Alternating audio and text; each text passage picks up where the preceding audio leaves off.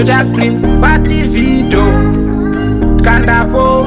zvindizvo zvowambozviwana kupi kunongedza mai kungeka mwana kadiki ndiri mai vako kwete amai nini mwana wandakabara wakuti muroi ndini mwanangu ndini mai vako ndokuraira chimbovhura nzeve dzako ndimbokuraira usaisa zvitanda munzeve ndichitaura akuru manzeve anokuda usafuratira mwanangu ndini mai vako ndokuraira chimbovhura nzeve dzako ndimbokuraira usaisa zvitanda munzeve ndichitaura akuru manzeve anokuda usafuratira mwanangu iwe usangoti pfuma huru mukati kukangana mai kuita sembudzi mwanangu uchatowira munjodzi ndati ndikudze iyi nzira izi anoda kurangwa ndiye anoda zivo paunotsiurwa usazongoti ndezvavo usatsamwa neruzivo akapawo zvimwe zvachoita mwanangu ndini mai vako ndokuraira chimbovhura nzeve dzako ndimbokuraira usaisa zvitanda munzeve ndichitaura akuru manzeve anokuda usafuratira mwanangu ndini mai vako ndokuraira chimbovhura nzeve dzako ndimbokuraira usaisa zvitanda munzeve ndichitaura akuru manzeve anokuda usafuratira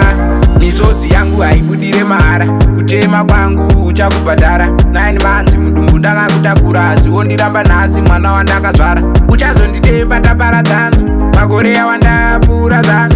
pasisina nguva kana mukana ndakati ndikudya iwe uri wangu mwana mwanangu ndini mai vako ndokuraira chimbovhura nzeve dzako ndimbokuraira usaisa zvitanda munzeve ndichitaura akuru manzeve anokuda usafuratira mwanangu ndini mai vako ndokuraira chimbovhura nzeve dzako ndimbokuraira usaisa zvitanda munzeve ndichitaura akuru manzeve anokuda usafuratira mwanangu ndini mai vako ndokuraira chimbovhura nzeve dzako ndimbokuraira usaisa zvitanda munzeve ndichitaura akuru manzeve anokuda usafuratira mwanangu ndini mai vako ndokuraira chimbovhura nzeve dzako ndimbokuraira usaisa zvitanda munzeve ndichitaura akuru manzeve anokuda usafuratira